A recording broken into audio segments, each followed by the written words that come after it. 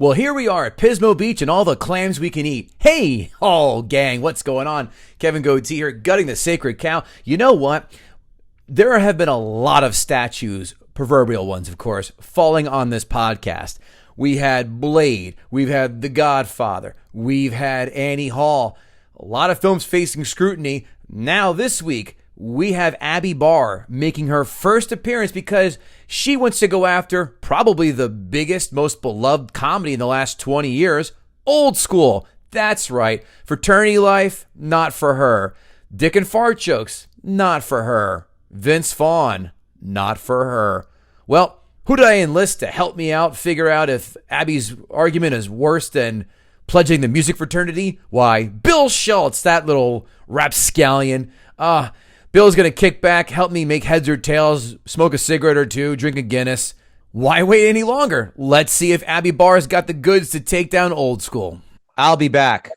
Only in a rerun. Special guest, Bill Schultz. Buddy.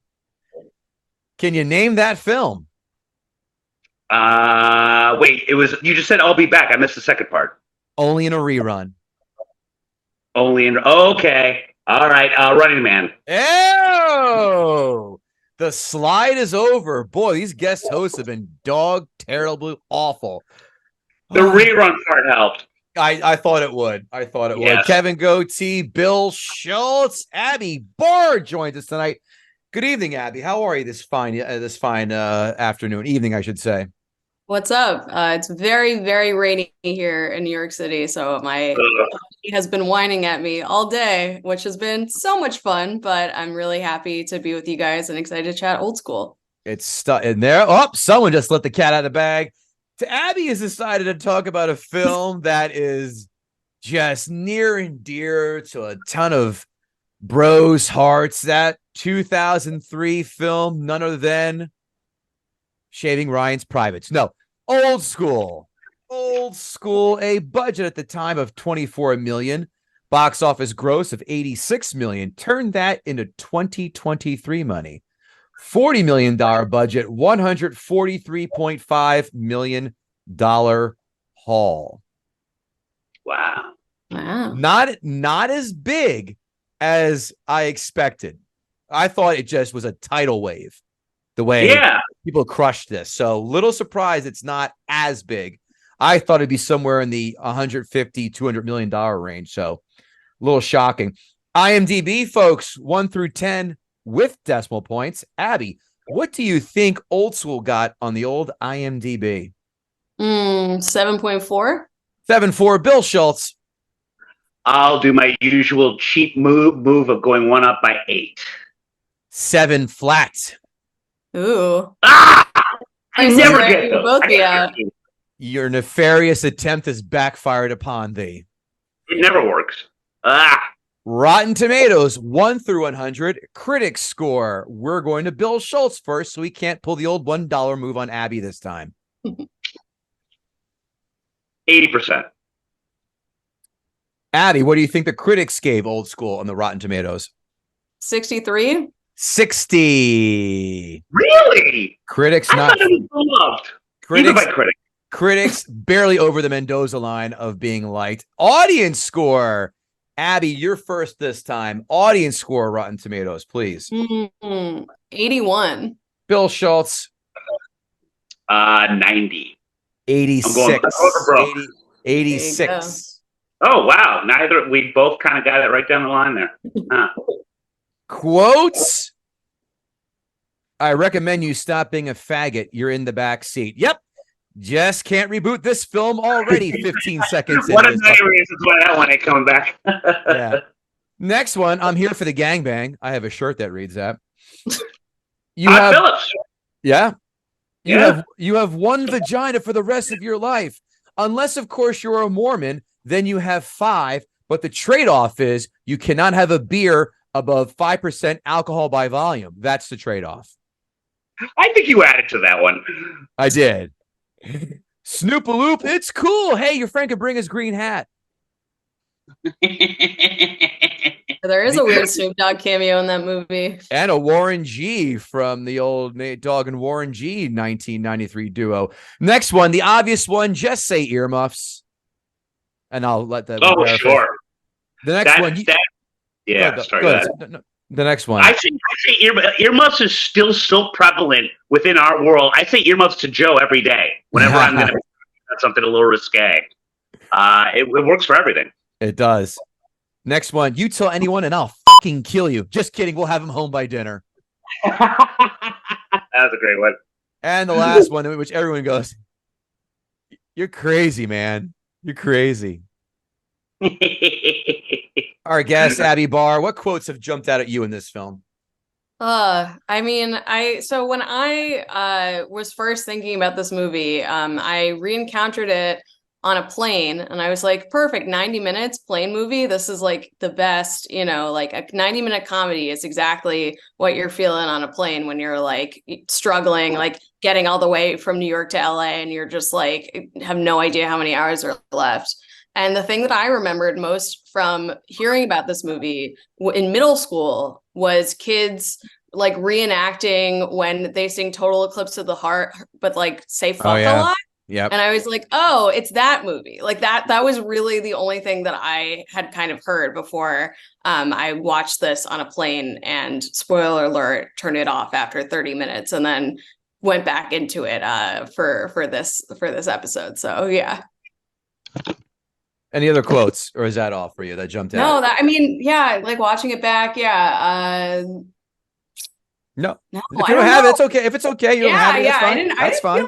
I didn't feel like I had any iconic quotes. I think I was expecting more, and then I was just sort of like, oh, there was nothing that I wanted to like quote with my little middle school boy bro friends or whatever on the basketball court. Like that wasn't how I was feeling. But yeah, it's no quotes. I would have understood half the references as a middle school kid. I believe I was a late bloomer. Late bloomer. You got a lot of mine. He's still blooming, kids. That's the only nice thing you've ever said to me. You got some good ones. I always liked, legally speaking, there will be a loose affiliation, but we will give nothing back to the academic community, as well as provide no public service of any kind. That much I promise you. Which sort of is the entire ethos of the frat right there. What else? Oh, he left me with a little something called herpes, which I proceeded to give the dog, but that's neither here nor there. And then finally, Columbus wasn't exactly looking for America, but that worked out okay. That's all I got. Excellent. It was one of Vince Vaughn's many pep talks. Yeah.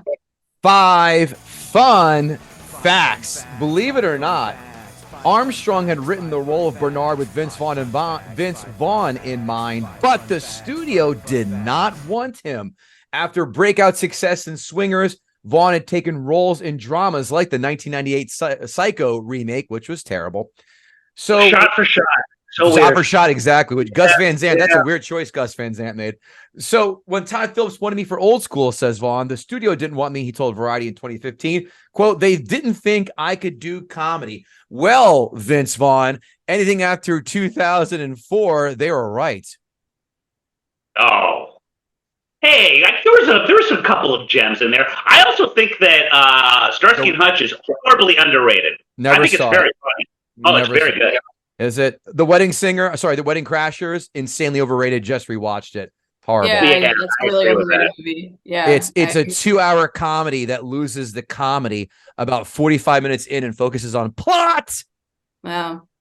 Fun fact: they used the same church for the main wedding scene as they did for Frank's wedding in Old School.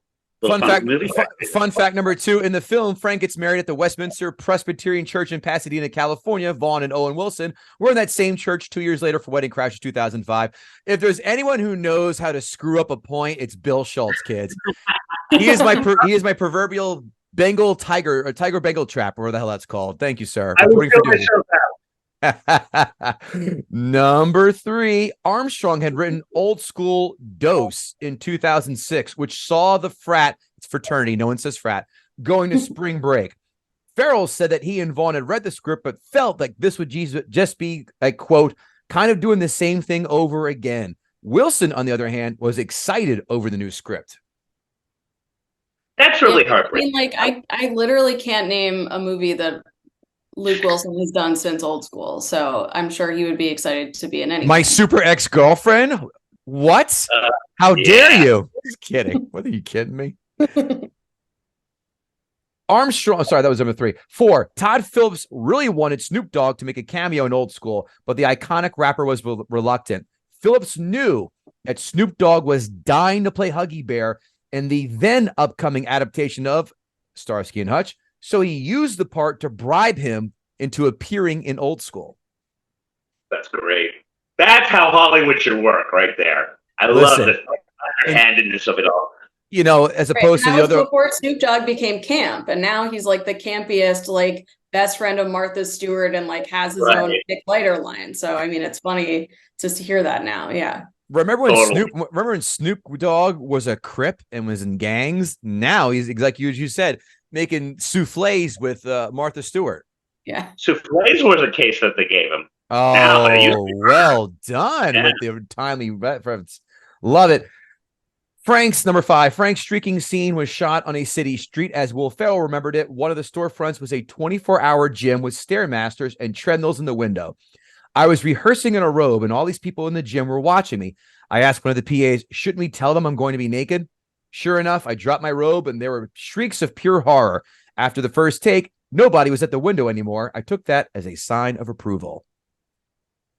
Or maybe motivation to like get going in the gym, you know, like damn. Abby Barr body shaming in the first 5 minutes of this podcast. I'm team Abby on this one. You know, Will Ferrell is and I'm not joking, a regular marathon runner, which is, I mean, God bless him. That body has made millions and I've enjoyed every inch of it, but still a marathon runner. It's just, he's a great athlete. I remember that baseball a couple of years ago. And Semi-Pro, another gem. Terrible film. Turn that right off, Semi-Pro.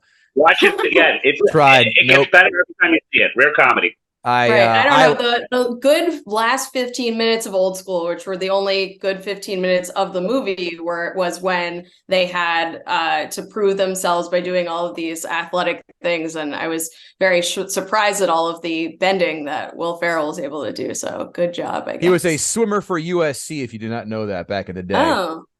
So let's get the crowd in on the fun. They've got questions. Abby, I think you've got some answers in Ask a Gutter. At Rex Crumb, assuming you went to college and had fun, what is the best beer to use in a Frank the Tank style beer bong? I have an answer easily. Abby, you're going to go first. Yeah, it's 1,000% PBR because it goes down like nothing. So you could just keep. So does Abby Barr. Hey-oh! No, just kidding. So, PBR was before our time because PBR had the resurgence. I guess the kid from Bumblebee Tuna bought it or did something with it, and it made the resurgence after 2000.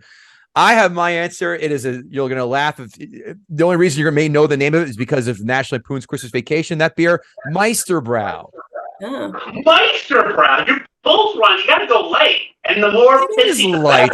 It is a Daddy Light or Coors Light because that it impedes or you're less likely to vomit or have a miscalculation with the light of the beer. You're not there for the taste. You're not there for flavor country. No. It's not the champagne of beers. Bill, the reason Meisterbrow, it was $8 for a case of beer, hence why it was Meisterbrow. Well, Natty Light's probably cheaper. I guarantee you. Well, we like German beer and a little bit of quality in the Phi Kappa Tau fraternity. So thank you very much. Next question. At Brandon Oglesby, what is your favorite Will Ferrell film? There are 4 parts to this question. So I'll ask you in parts. Favorite Will Ferrell film? Go. Oh, I'll let Abby go first because it's like having me pick one of my many illegitimate children. Well, thank you for letting Abby go first because I told her to go first, Bill Schultz. Oh, I didn't hear that part. Sorry. Deplorable cad. As both a hater and a Jew, I will say that I hate Elf, which I could just go on about that. But my favorite, I think, is Blades of Glory. Blades of Glory was so much fun. And I loved seeing the then married Amy Poehler and Will Arnett as like weird incestuous siblings. That was so much fun. The choice of them to do JFK and Jackie O for their final thing was just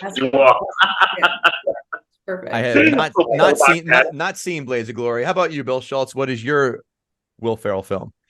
I've already mentioned it, and I should have worn my jersey. Come to think of it, maybe if there's time, I'll run in there and throw it on. But I'm going to go semi-pro just for the fact that it is, I believe, horrifically overrated. It's one of those rare comedies that the first time you see it, you're like, it's serviceable. Second time, you're like, oh, I missed that. Third time, you realize it's genius. It's one of the few comedies that bears repeat viewing.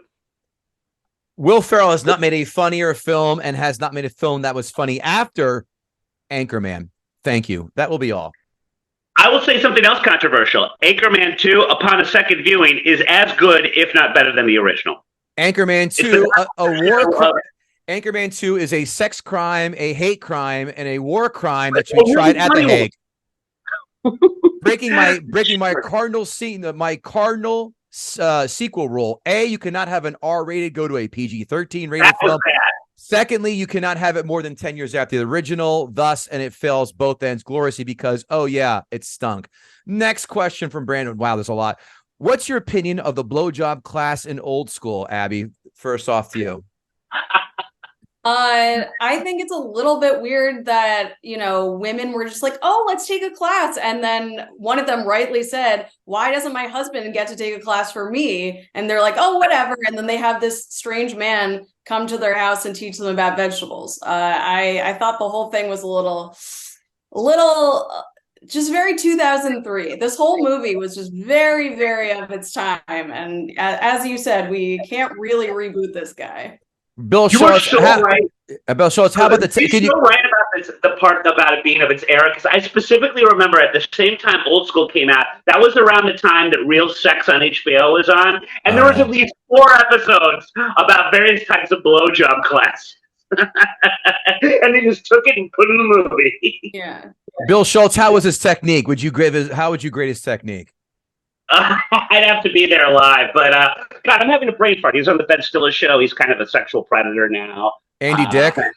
Andy Dick, thank you. How could you forget a name, Andy Dick? Fun Andy Dick fact that I randomly read yesterday. Ben Stiller wanted him to play Mustafa, whatever the hell his name was, in Zoolander, when he was having one of his drug issues, was in and out of rehab, probably biting people, and he gave it to Will Ferrell. Wow. No, that's some craziness right there. That is craziness. But you can see how that role was kind of written for Andy Dick, looking back. Who would you cast in an all-female remake of Old School? They should do an all-female remake of Old School. I hate Ghostbusters. No, they should. That's a great idea. So, I think disenfranchised, angry at it all, middle-aged women wanting to start their own sorority. That's a great idea. It was called, they already did it, and by they, I mean the Wayans brothers in a film called White Chicks. Okay. Abby, I haven't either, I'm kidding. Abby, who do you want to see in the female reboot? That's a really good idea. Yeah, I don't really know what age those guys are supposed to be, because they look super old, but I think they're early 30s, they said. Early 30s, okay.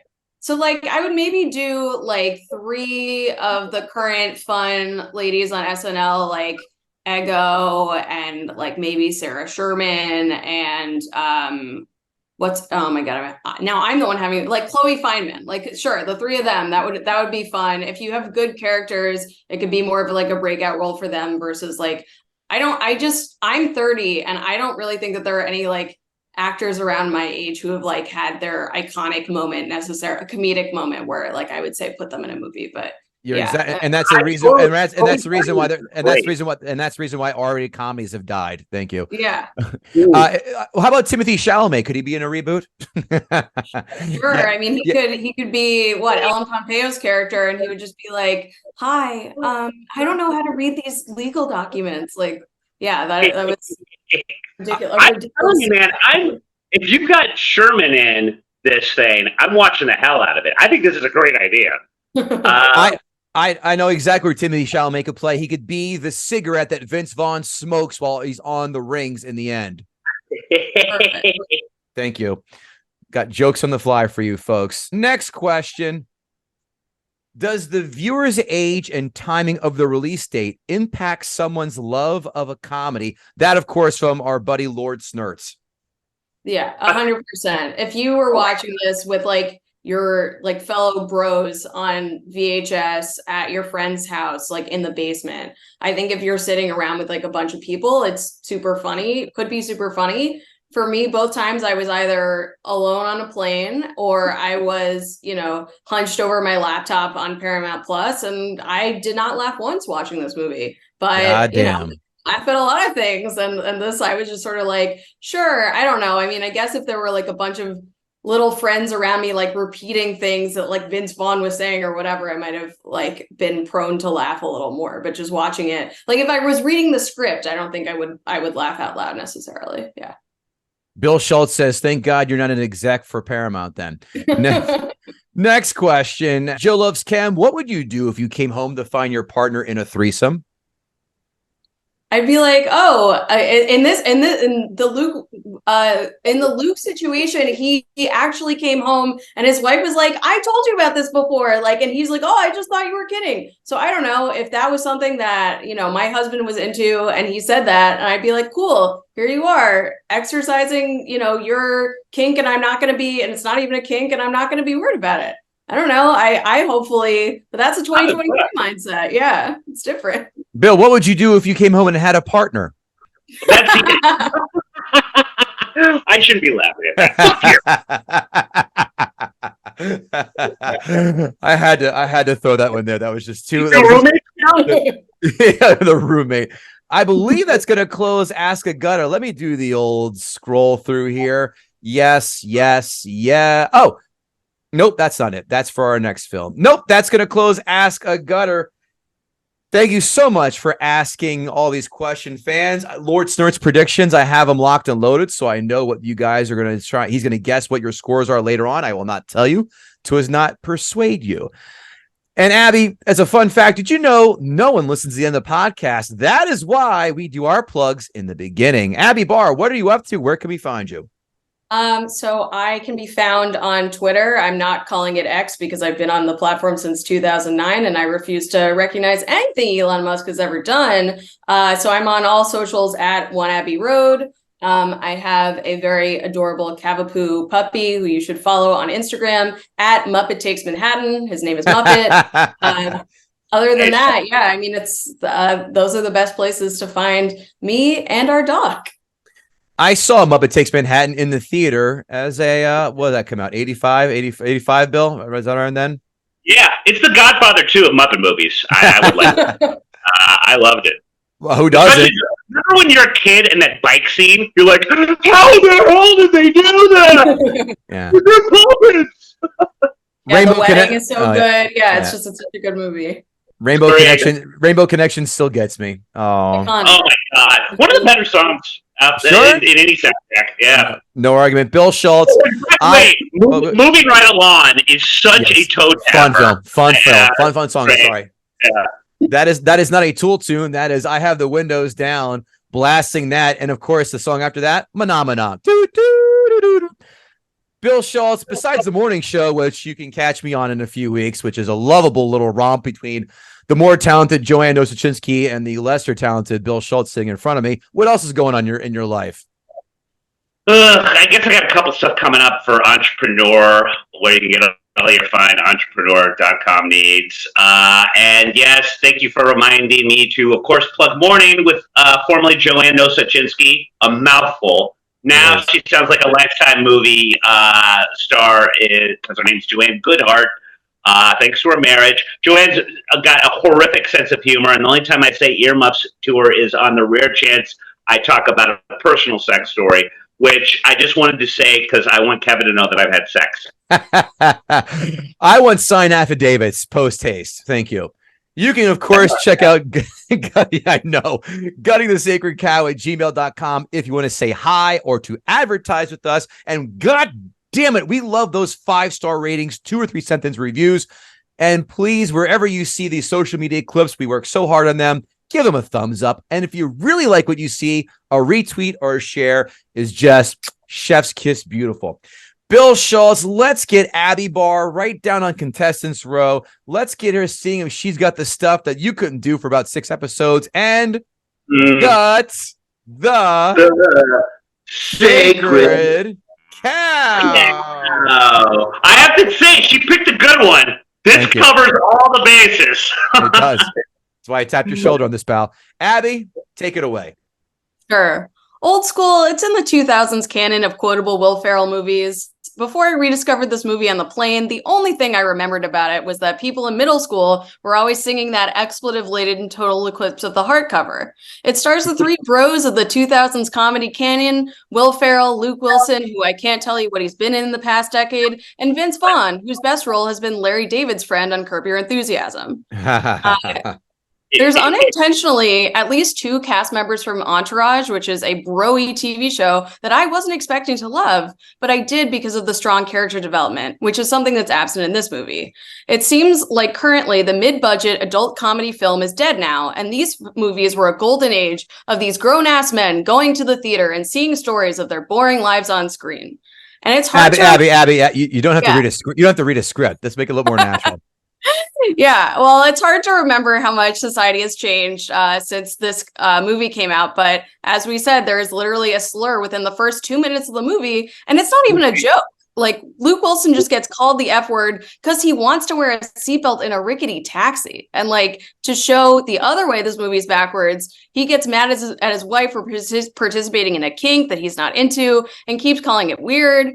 And honestly, it's a little, I really tried to like this movie, but something that really kind of bugged me was that like wives and marriages were just things to be regretted. And these women characters, they weren't developed and they were only there to be supportive, or they were like sad presences in men's lives.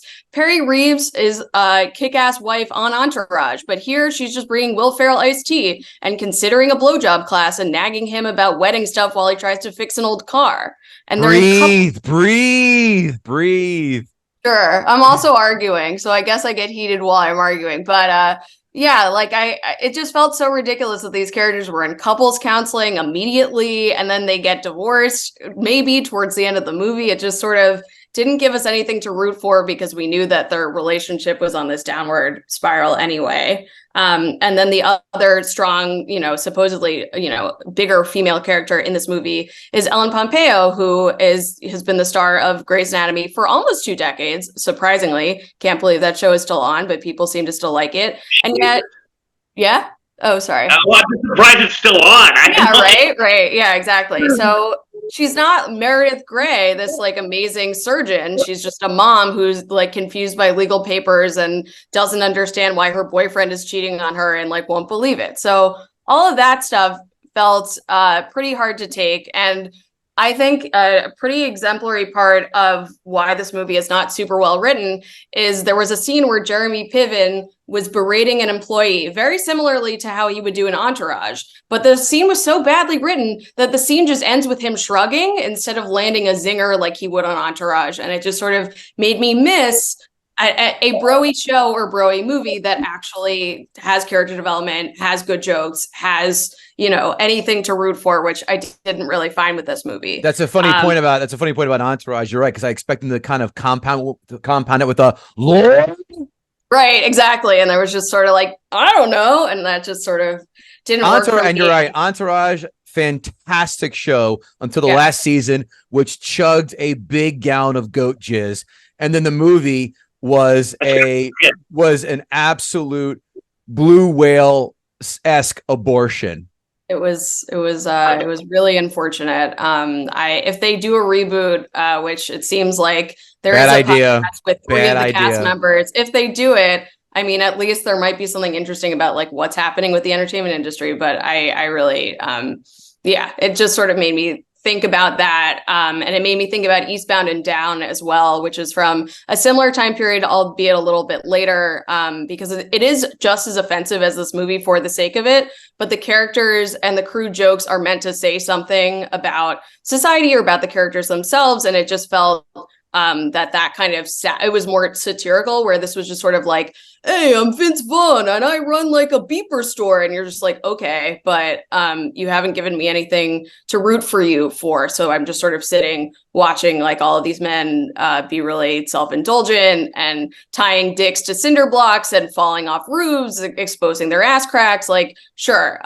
Yes. Will Ferrell, go. Apparently, Abby, you haven't grown up with, you do not grow up with brothers, I can tell. I did not. I had an older sister. Yeah. But some of my best friends are guys. I'm married to one, whatever. But your husband's not doing wacky shit like he is with his buddies or did with his buddies. He's very wacky, but he still wouldn't make jokes about mispronouncing an Asian woman's name like over and over again. That was also upsetting. Yeah. I just sort of, it just really doesn't age well. And I can't believe that the crux of this movie is like, oh no, my friends made me move into this house and now I might lose it. And I don't want to lose out on 2 months rent. Like there was nothing going on. That's an excellent point. You're so right about that.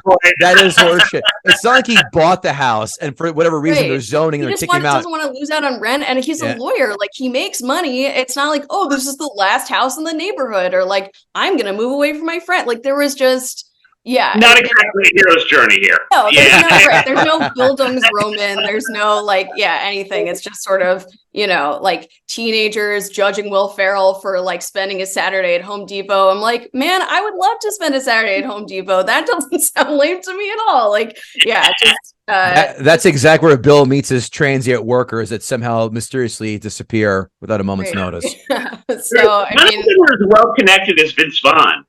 These guys that I know that own these type of places. I mean, he gets Snoop Dogg like that, and Jerry, just seems to have it wired. Right. And then like Will Ferrell's character on Eastbound and Down was also a like weird business owner who then invites Kenny to go kind of perform at his car dealership. But like that also worked because Will Ferrell was in a very intense character. Like that's the thing is that Will Ferrell is such a good character actor. And in this, he was just sort of very sheepish unless he was running around naked. And that also sort of didn't work for me because he was slightly playing it against type.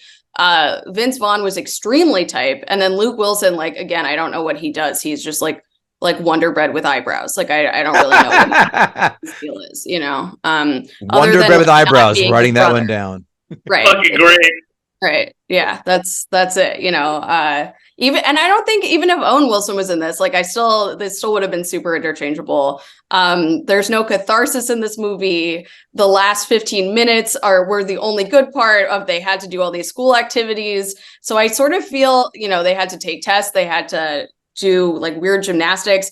All of that was actually sort of fun. And it made me think if they could have gotten this like lack of a plot out of the way a little bit faster to then jump into, okay, like what are they going to do to save this fraternity? I feel like that sort of would have worked. But I guess the other issue there is there was so much, people were so excited about getting to bang underage girls. And I just obviously felt bad for the girls who were, one of them wasn't even out of high school. And all the women who watched this happen to men, they were just like, oh, like that's sad. And like, I feel bad for her. And like, that was it. Abby, you never had sex with a guy older than you? That was a few years older.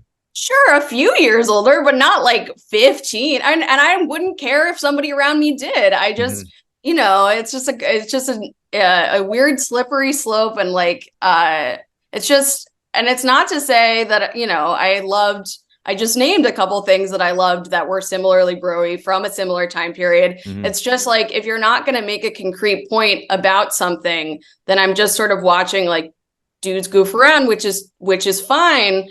If the jokes were there, if there were like characters to be interested in, I can be just on board with a man's journey as I can be on board with a woman's journey. But, if there is no journey, then I'm just sort of watching them literally have cage matches with lots of KY lubricant, which also really dates this movie because I don't know anyone who's used KY in like the past decade. So someone doesn't have anal sex on the regular. That's for sure.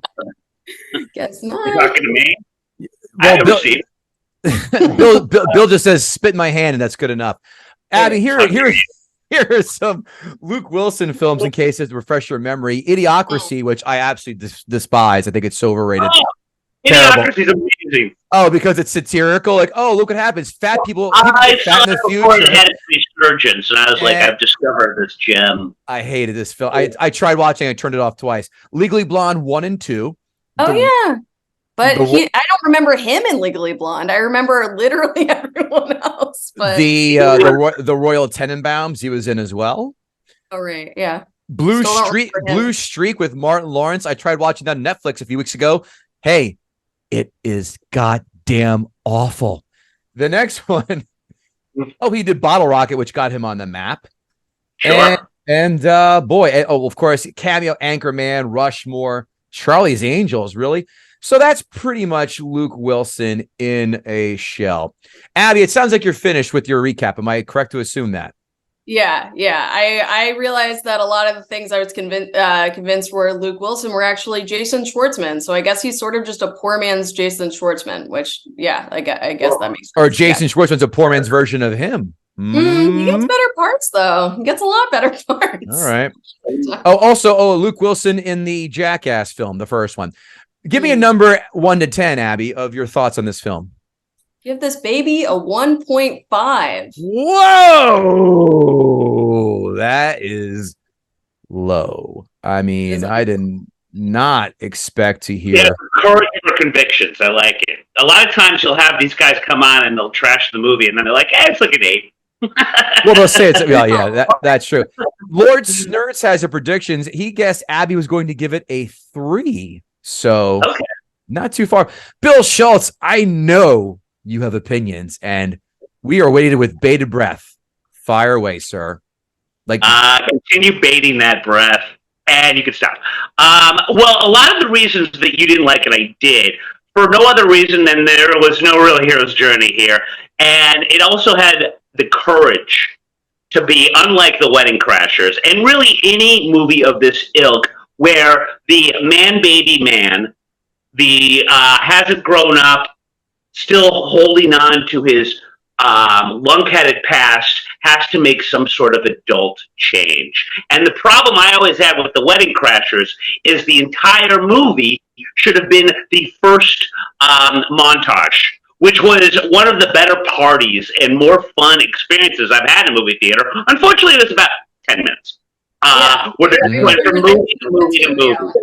Yeah, there doesn't. If Caddyshack taught us 20, 25, 30 years before that, you can have an overall plot, trash it, and just have a series of vignettes and make it work. And in this movie, they do err on the side of growing. Vince Vaughn becomes a happy AYSO coach. Luke Wilson, who was already had it together, he was sort of the reluctant straight man. And I would say that Luke Wilson is an excellent straight man. So much so that he was supposed to do Will Ferrell's little streamer scene. And he realized that Will Ferrell would have made it 10 times funnier. Will made it up on the fly. And he was right. He was very happy at ceding the laughs to those that could get them better. And Luke Wilson can do one thing and one thing only. Shucks exasperated. And he is at the height of his powers. He's at the height of his powers in this movie. Everyone's at the height of their powers. As Kev rightly mentioned, the studio didn't even know, which is so strange now, that Vince Vaughn could do comedy. And Vince Vaughn is just at his Vince Vaughn best at this. Pause for 1 second. We should have we limited that point more so. He did Swingers, and he was the goddamn shining gem in that film. Oh, without a doubt. And then hold on. Fast forward 3 years after that, the film Made, which bombed with Favreau. He did as well, but it was still good. It was still still solid film. So the fact that they said we don't know if he can do comedy. Jesus Christ, he gave you 2 fantastic premium desserts with those 2 films. Hollywood. There's a reason there's all those strikes. But then you got Will Ferrell, who it is his coming out party. He certainly had roles before this, but this is what put him on the map. And so much so that he was still doing, voiceover work or whatever you call it for Elf, which would come out a couple months after the fact and just sort of, send him to superstardom. But getting back to my earlier point, so you got Luke Wilson, who was already, a relationship guy, not a fan of the threesomes. Grow up, Luke. You got Vince Vaughn rediscovering his fatherhood, but yet still being edgy as a soccer coach at the end. What happens to Will Ferrell? Will Ferrell goes from Frank the Tank in the rearview mirror, being respectfully married in one of the opening scenes, and then dissipating and getting worse and worse, and finally devolving to the point where he is as bad, if not worse, than his former frat self. And that's how the movie ends, and it shows that this is a good thing. Indeed, his final scene, acting like the wonderful man baby he is, I love the whole, yes, like hitting the cereal box after he realizes he's about to hook up with Luke Wilson's former threesome girlfriend in the form of Juliette Lewis, who's also a gem in it, another person that's firing at all cylinders. Brilliant to make Jeremy Piven, after his wonderful take on PCU, I'm sure that hasn't aged well, make him go from the rebel guy that's been in college for 40 years to the principal. And just the thing that I think is a mark of a great comedy is all of the little things that were not scripted. And I don't mean improv, but I mean just physical little tiny things. Vince Vaughn on the rings with the cigarette. Also Vince Vaughn smoking as a clown with the cigarette. And there was one scene, and it's a throwaway scene, but Jeremy Piven's on his little golf cart that he goes around college with. Not needed, but he's got one. And he's just got a can of soda, and he's just sort of muttering to himself and then starts giggling before the girl comes up to get bribed. And it's a throwaway thing, and only the right actor could do something like that. And no one really likes Jeremy Piven. I mean, by all accounts, as a real person, he's quite the douche. But they were all at the peak of their powers with stuff like that. And I'm trying to think. There were so many.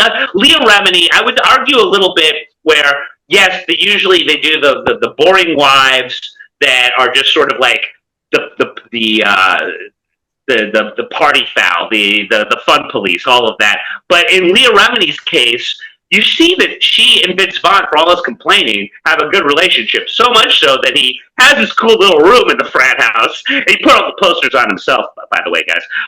But he doesn't cheat on her because he loves his wife. He just likes to complain, and he's sick of Circuit City and what have you. And he wants to visit his past. But to show all that and then have the hero's journey that is Will Ferrell deciding that, you know what I'm supposed to be? I'm not supposed to be married. And guess what? A lot of us aren't. And some of us are just doomed or perhaps blessed to be man babies for the rest of our lives. And that's all right. It's a lifestyle choice. And Will Ferrell realized he was that guy. And no movie of this ilk, I'll say that stupid word again, has ever really done that again. I mean, you could go from Wedding Crashers to any other man-baby movie since then, and there has to be some sort of learning. There has to be some sort of growing. There has to be some sort of rain on the fingering. That sounded bad.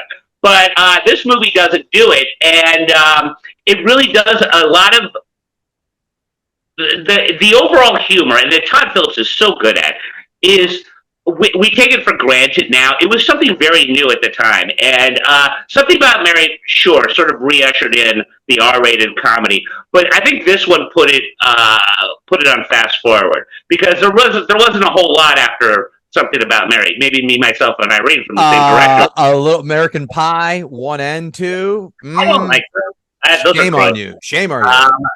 But yeah, this was, this is who guys are. It ain't great. And I, for one, was never a frat guy. I went to Emerson, and frats were cool. And I said frat, not fraternity. And I apologize, Kev, that I wasn't. But I'll tell you what, not for 1 minute in this movie at my advanced stage did I not go, God damn, I want to be a part of this. I want to live in that house. I want to behave, even though at the time, I suppose I was in my 30s. I want to behave as horribly as these guys with very little repercussions. And I do think that it probably appeals to men a little more for that reason, which is why I very much want to see women in the 30s start a sorority again. But for me, it still holds up. Again, just for the fact that Todd Phillips has really found his voice. And these guys were just at the top of the game. And again, Luke Wilson, when he doesn't get thrown into the boyfriend role, or throw it into one of a bigger, just a bunch of million different roles in a Wes Anderson movie.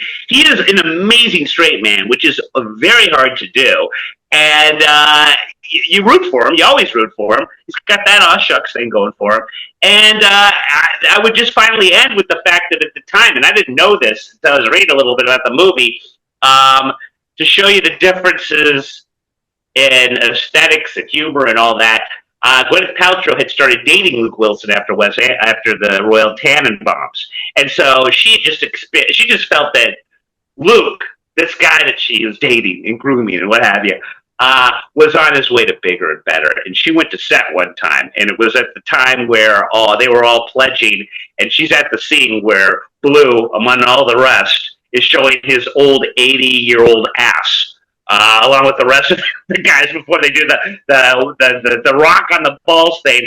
And Gwyneth looks at the director, Todd Phillips, and goes, yeah, so what kind of comedy is this again? And she was not pleased. I'd like to believe that was one of the reasons they broke up. Didn't she also do Shallow Hal, for Christ's sakes? Who is she to cast stones in this glass house? She probably saw that, thought she could get a little of that action. Ooh. But I used to think that I was being quite clever in saying that this is an attainable Fight Club.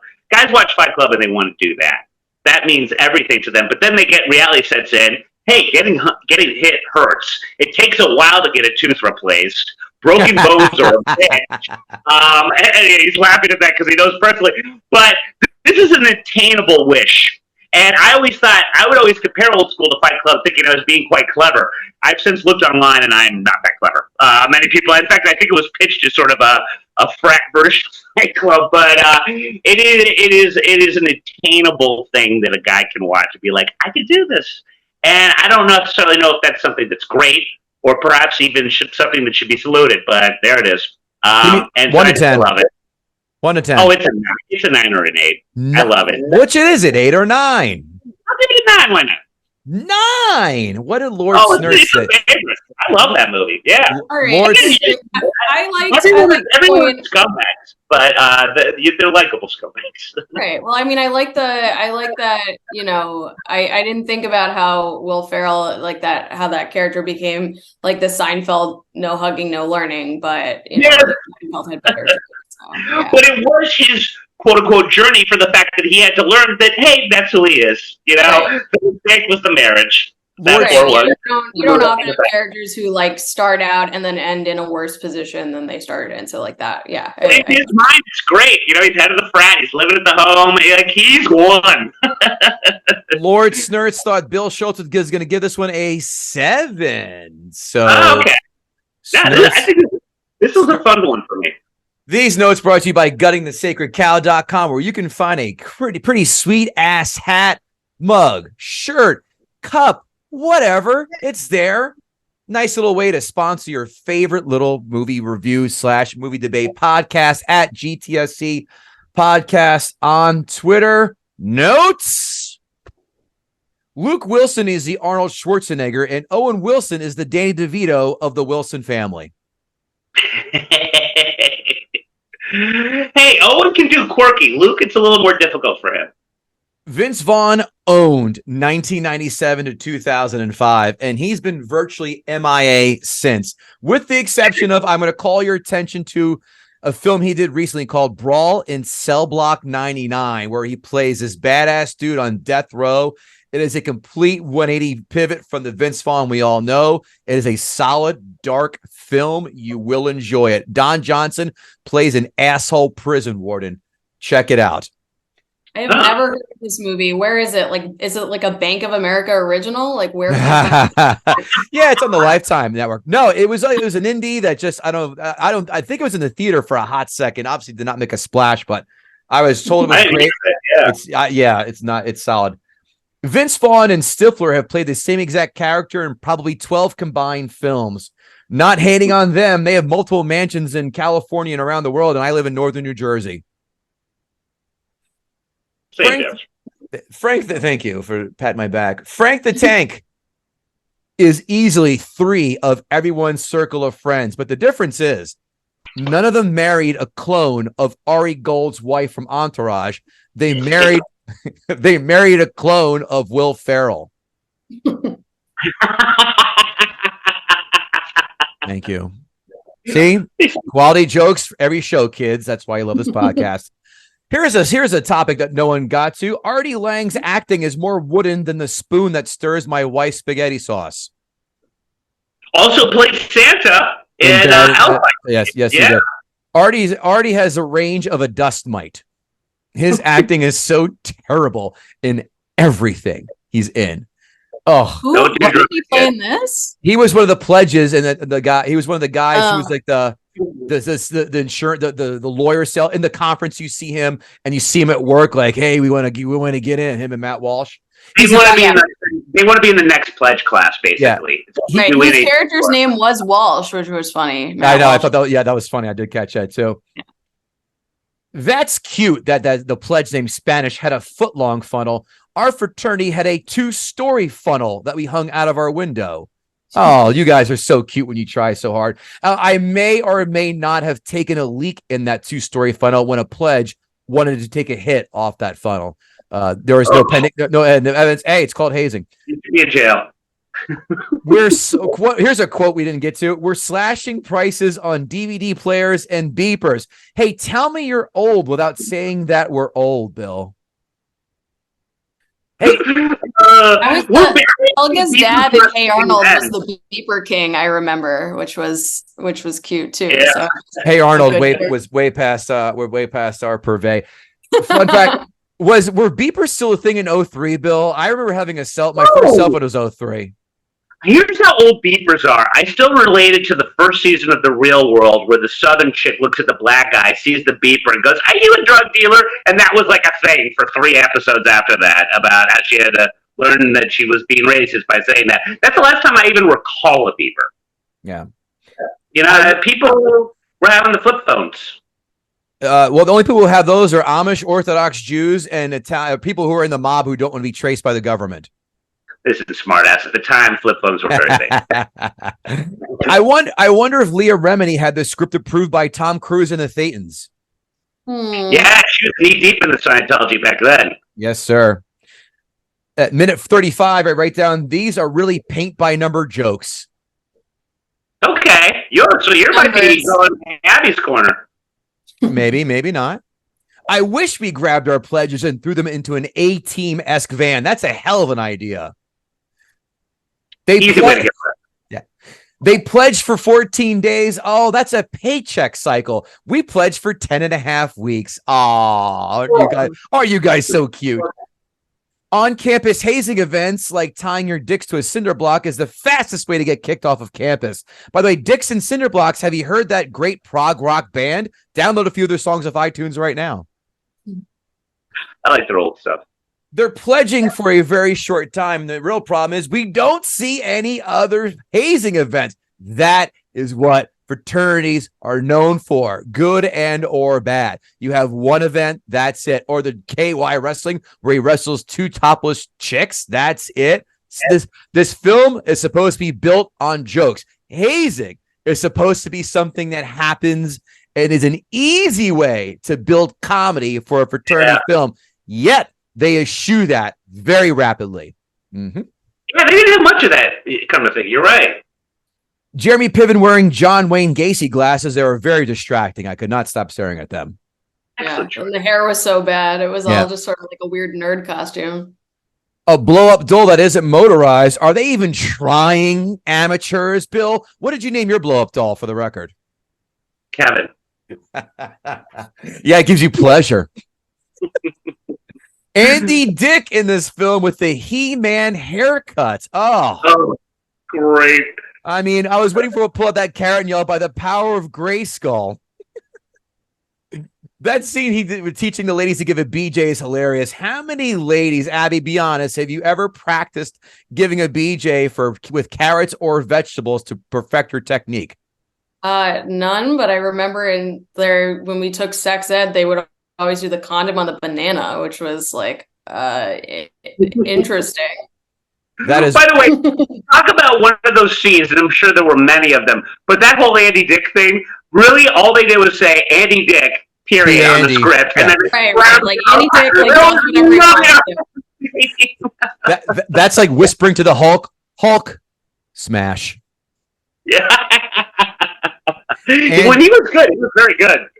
Andy, all we need you to do is here's a line of Coke and a SAG day rate. Just go out there and you do you, bro.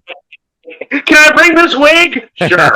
Andy, we would be disappointed if you didn't bring this wig. Craig Kilborn. You didn't talk about him, Bill Schultz. Craig Kilborn. Oh my God! Yes, another guy that was at his. You're right. Yes. Craig Kilborn has disappeared like he was shot down over enemy territory, presumed KIA. What the fuck happened to him?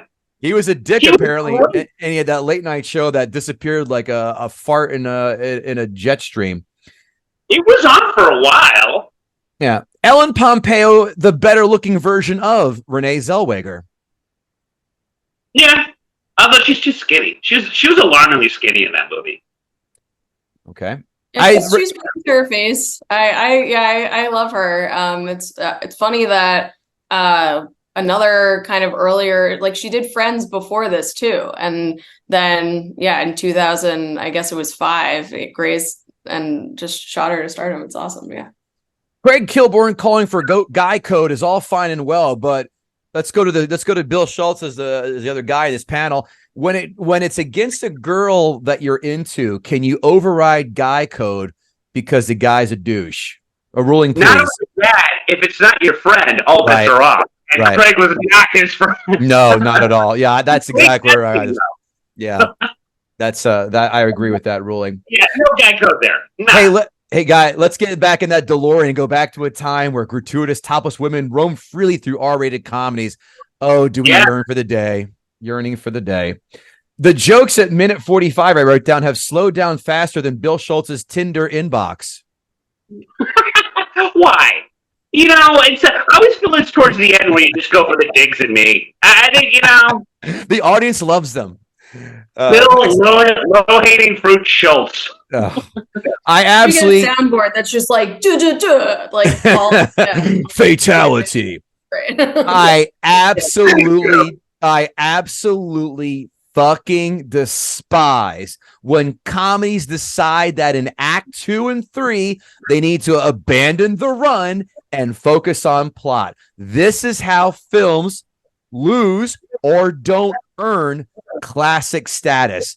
Case in point, Wedding Crashers a couple years after the fact. Hey, I like this third act a lot better when they did the same thing in a movie called Back to School. You know, where Rodney had to do all the things to graduate. And all the events, I disagree with you, Abby. All these events suck moose shit, except for Will Ferrell doing the ribbon dance. They were all trite, hacky, lazy, boring. They could have done way funnier things. The cheating thing with the earpieces, boring. This Vince Vaughn smoking a cigarette on the rings, is that supposed to be the real knee slapper? Swing and a miss. Will Ferrell with those ribbons, though, looked exactly like any other rhythmic dancer, whatever the fuck you call it, as I've seen in any of the Olympics past. He looked as good as anyone I have seen. The hype crew, and here, this goes back to that thing I was saying about stuff that wasn't in the the hype crew, just the little things when Vince Vaughn and they're doing Everybody Dance Now. Everybody Dance Now, and they're doing that classic move that we all used to see in the early 2000s, late 90s, but it's them, so it just makes it more. Is where he's like, they're going back and doing their move. I gotta get my finger here, and it's like the finger waggle, Yeah, I mean it's. That cracked me up. It was so lame and pedestrian, that whole dance number. The best part was when he jumped through the fire hoop and caught fire. That was good. That's a little bit of a curveball. I write this down too. I have not cracked a smile in the last 30 minutes of this. And we have seen this evil Dean angle way too many times. Teen Wolf, Back to the Future, Ferris Bueller's Day Off, Animal House, all those films better than this one. Yep. This film is carried by Will Ferrell. Vince Vaughn is watered down Vince Vaughn, and at times overbearing and annoying. He had a couple chuckles like but Swingers funnier. Even Wedding Crashers, he was better than that. This is his worst comedy and people love this. The comedy in this film is scant. Again, act 1, I see your points. Okay, I'm not going to shit on them. They're more quotable than they are like laugh-inducing, I'll say. This film is nowhere near classic status. I did not say that. I said it when it came out. I saw the theater go, what is the hype? It's not bad. Maybe it's because it's the oasis in the proverbial desert where we haven't had a good R-rated comedy in a long while. The last great R-rated comedy I feel was 2006, Borat. Nothing has touched it since, and I'll take Borat against this piece of shit any day of the week. That's next. I prefer the neon thong to this entire movie. I would watch Borat in a neon thong for 90 minutes if it meant that I got 90 minutes of Old School back. Right. Yeah. Right. Road Trip, much funnier than this film. Much funnier. I despise. Oh yes, it is. Oh yes, it is. I despise when they try and have to have a journey for a comedy, because guess what? This is a fucking comedy. It is supposed to have jokes, and the plot be scant. But when you flip the roles around and it's heavy on plot and light on jokes, I am out of there. No, thank you. You can tell whomever wrote this film was never in a fraternity, because they used the laziest of tropes to make this. So no, you could have dug a lot deeper. You could have had sorority mixers. You could have had funky hijinks where they play pranks on brothers. You could have done so much more. This is supposed to be a dude movie about fraternities.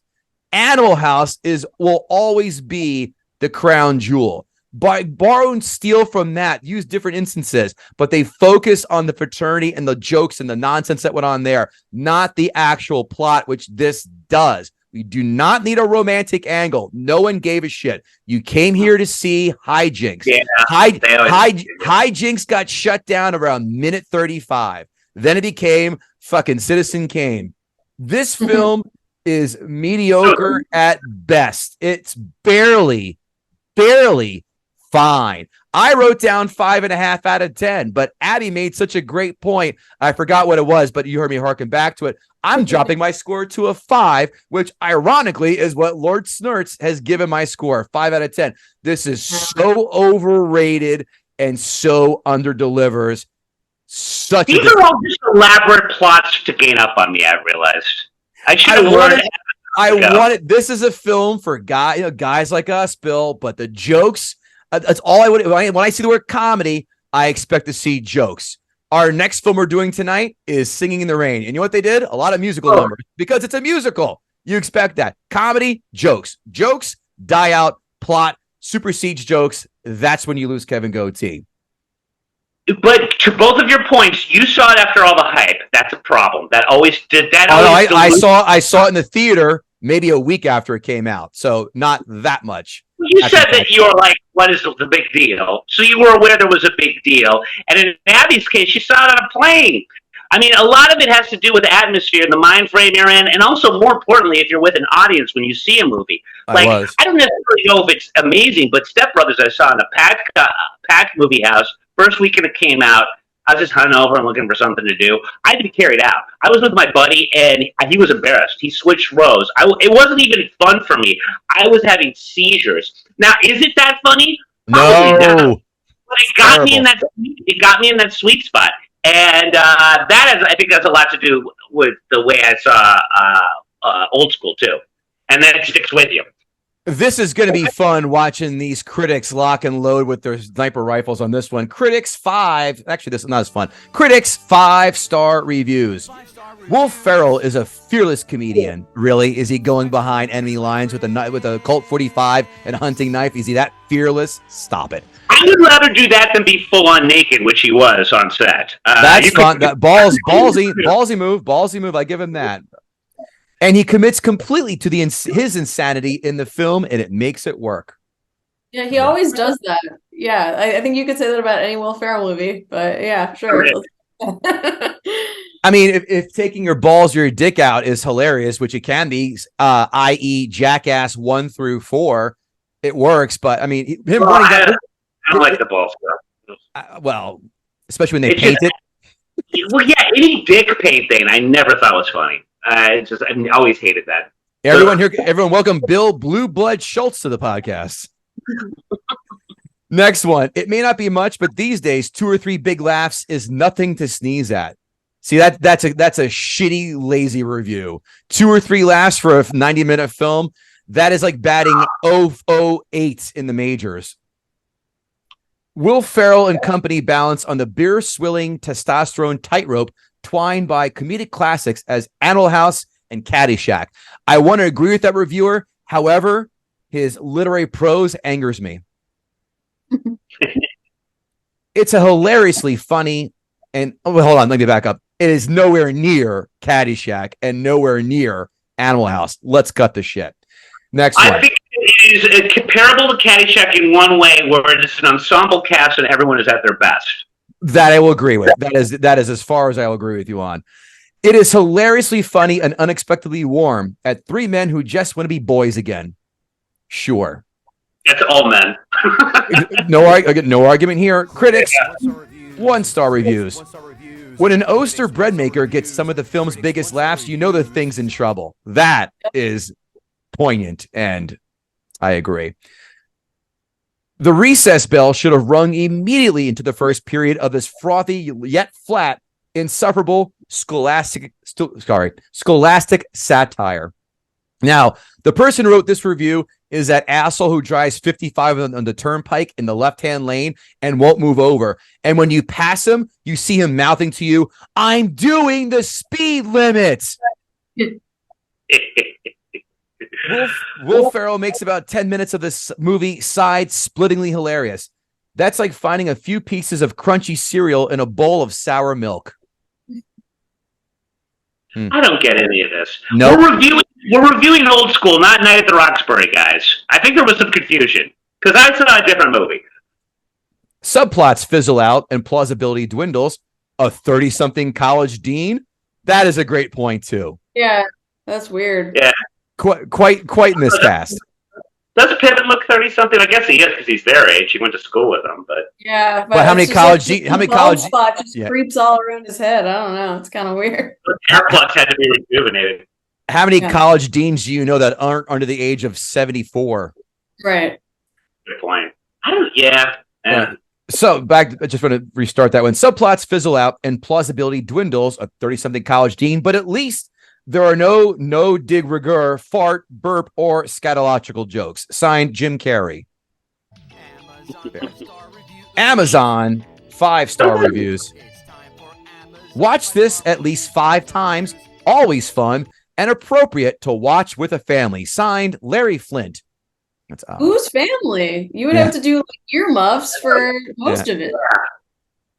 This person is straight garbage is doing that. I guarantee they spend Saturdays at the flea market. Other than Anchorman, I'd be hard-pressed to find a newer movie that was an all old school laughs, no pun intended there. If you grew up with American Pie, then Road Trip, then by the time you were out of college and had some friends who had started families and others hadn't yet, you would be the old school demographic. A time when it was still okay to expect a cab driver to call you a certain word for worrying about the back seatbelt. Life was just funnier before fake outrage and social justice. Signed, Mark Ruffalo. Wow, that is very off-type for him. Yeah. He's usually a man of the people. He went to Amazon to really voice his opinion. Good job, Mark. Is that against a writer's is that against a writer's strike, writing Amazon reviews? Yeah, maybe. Yeah. I don't think he's WGA. He's probably fine. Yeah. Since I'm not only a fraternity man, but I also started a chapter at my school, I can totally relate to the humor in this film. We never did anything as extreme as what is presented in the film, but that's what Hollywood does. Sounds to me like this guy has pledged the music fraternity. And yes, there is one. Oh, that sounds like a cool one. Of course. What do you have to do? Play your saxophone behind your back? I would want to be Richie Cunningham. See, Abby, Richie Cunningham was on a show called Happy Days that aired before Bill and I were born even. So of course, this was a date night hubby's idea purchase. However, we both laughed so much. The oldies are the best. Hey, I'll never be friends with someone who refers to their spouse as hubby or wifey because they're assholes. Enjoy your blowjob class, wifey. Here you go, wifey. Got you a Groupon for, when it's my birthday. Amazon 1-star reviews. Buy Dogecoin. That's a big one. Who wrote that? Jared Bankman-Fried? What the hell? Next one. This movie is too old to be charged for viewing. There's the Kevin Israel special. I guess if people make a project that's 5 years older, they shouldn't be paid for their work, according to this reviewer, right? Right. Next one. Strike. Yeah. Next one. Now, I do tend to favor a different type of comedy, namely the Christopher Guest movies, A Mighty Wind, Best in Show, and Waiting for Guffman. But there have been a decent amount of what would call lowbrow comedies, that I have enjoyed. I like the Austin Power movies, and There's Something About Mary. I even liked Half Baked with all its stupidity, but Old School was just a dud. Which one are you halving it, Bill? Austin Powers or Half Baked? I don't like Austin Powers. Really good. I fucking love Austin Powers. It's excellent. It's so fucking funny. You know what? It's a victim of its own success. All the quotes just got so fucked out. And you watch it again. I mean, I watched it maybe a few years ago. Like, the first one, I like the first one. The second two sucked. But the first one, you're like, the best one. The third one being bonkers. The best one, Tom Arnold in the bathroom. That was the best part. Oh, the jokes and gags all had a familiar feel to them. Like I had already seen this many times over, and they had lost their appeal a long time ago. Even the turn of events of this movie with the cliched mean dean of the college and the against all odds ending didn't come off funny, but as tired and overused. There isn't much more to say about Old School. I mean, it's not like it warrants an in-depth analysis of its plot to me. To me, it's a movie that just failed to do what it's supposed to do, namely make me laugh. Yep. Last one. Nice essay. Wasn't it? Did you write that one? Because definitely. It's in the same That's what I spend my free time doing. The humor was lame. The plot was immature. The heroes were not very likable. This movie is the quintessential potty humor that is characteristic of immature middle schoolers. Even with alcohol and a friend that recommended this movie, I did not enjoy this movie one bit. Signed, Anna Kendrick. That's that. Bill Schultz. Did Abby Barr gut that sacred cow? I thought she did a great job. My only issue is that for all the stuff that she didn't like about it is the reasons why I did like it. So I guess she gutted it. She hasn't convinced me that the movie sucks, but she did a great job. So did she convince you it's overrated, which is the other part of the criteria? Okay. I'll grudgingly give you the gut. I will co-sign. I dropped my score half a point. Didn't take much because I found this film overrated at best. Abby Barr, it's been a joy to have you here. Thanks again for popping on. Bill Schultz, I love you to pieces despite my mean-spirited barbs. Kevin Goatee, Bill Schultz, Abby Barr, thank you so much. We'll see you later. Avita Zen. All right. 3, 2, 1. Real fast, everyone. We're going to do a real quick what did we watch? And I'll give you a minute to fire something up. Think of something I know exactly what you're going to pick. So a little too late. I know. It stinks. It is too. I by the way, I have not watched last night's episode yet, so don't say. Me neither. Oh yeah. Oh good. So good. I know what you're ruining for me. All right. Give me a second. Let me pull up my queue here. What did I watch? Blah blah blah blah blah. Okay. All right. 3, 2, 1. Good afternoon. Good evening. Good morning. Whatever. Hey everybody. Kevin Goatee here. We're talking about a new episode of What Did We Watch? So I'm going to tell you what I watched. I watched 2 old ones. I never saw Heavy Metal, a cartoon that is strictly for adults. You have no idea it was about that. A musical opera that Ivan Reitman and Harold Ramis concocted back in 1981. Futuristic story of aliens melting down humans, and I hated it. I turned it off. It was so awful. Bill Schultz, I'll jump to you real fast. Did you see Heavy Metal? Do you know about this film? I did, but I saw it like 20 years ago. I barely remember it. I remember it was good, but I probably like it more now. I hated it. I never saw it till now. People said give that a chance. 1 out of 10. I turned it off. So 1 out of 10. The next film I watched, people said, you know what? It's a good one. Give it a whirl. It's got an all-world actor in it. Blood Diamond with DiCaprio. I never saw Blood Diamond. Jennifer Connelly is super duper easy on the eyes. Another woman that just continues to get better with age. I never thought I'd be saying that. Waka, waka, waka. No, she's a stunner. She's a fantastic actress. This film didn't grab me. It was 2.5 hours. It really dragged. Interesting story. It didn't grab me. I wasn't impressed by it. I think about a 5.5 out of 10. A rare miss for a Leo film for me. So that's what I watched. Bill Schultz, what did you know? Watch? Why? You know why? He's hit or miss with that. He did the South African accent is whinging, if I'm using that correctly, from our British friends, and he did a terrible accent in Gangs of New York. Took me out of it. Kevin and I long lamented. Listen, we're old enough to remember this thing called TV Guide. And TV Guide used to be a popular thing, and they used to do these things every year called Save Our Shows. Great shows that no one was watching, and they were about to be canceled. I don't know what the new, fun 21st century equivalent of that is. You have to save this show. Winning Time on HBO is supposedly going to be canceled. It is one of my only appointment viewings. I love it so much. Yeah. It is quite simply a soap opera for dudes. Even more so than Oz was, and it's so great. You almost smell the early '80s, late '70s in it, in a good way. But all the actors are perfect. Perfect casting. I couldn't believe at the time that they cast what's his name, Adrian Brody as Pat Riley. Now I'm thinking he might be the best part of the show. He is Pat Riley, and it's going bye-bye. If there is a way to save this, you must. It is wonderful. Please check it out. You don't have to know anything about the NBA or NBA in the 80s to love it. That's I say John C. Reilly is my favorite part of the show.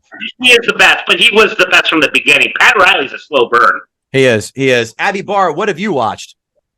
I just watched the pilot of Strange Planet, which is a cartoon that I think is for adults on Apple TV Plus, based on Nathan W. Pyle's very viral Instagram account and books, where basically it's all a bunch of aliens who break down a lot of human minutiae into like very specific vocabulary. So they'll call it things like alcohol mild poison. And it was just it was delightful. It really took you to a different place. And it's him and Dan Harmon. And I love Rick and Morty and everything else that Dan Harmon has done, even though all things considering with Justin Roiland, at least it's good to know he's not involved in this one, which is a lot of fun. And I'm excited to watch more episodes. 1 through 10, yeah, please. I remember that guy had some problems. Yeah. I give it a 8 because I don't. It doesn't really continue. I think from episode to episode there isn't like character development, but it was a cute 20 whatever minutes. Excellent.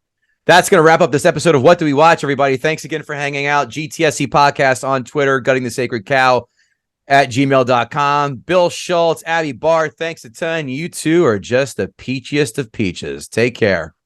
You're my boy, Goatee.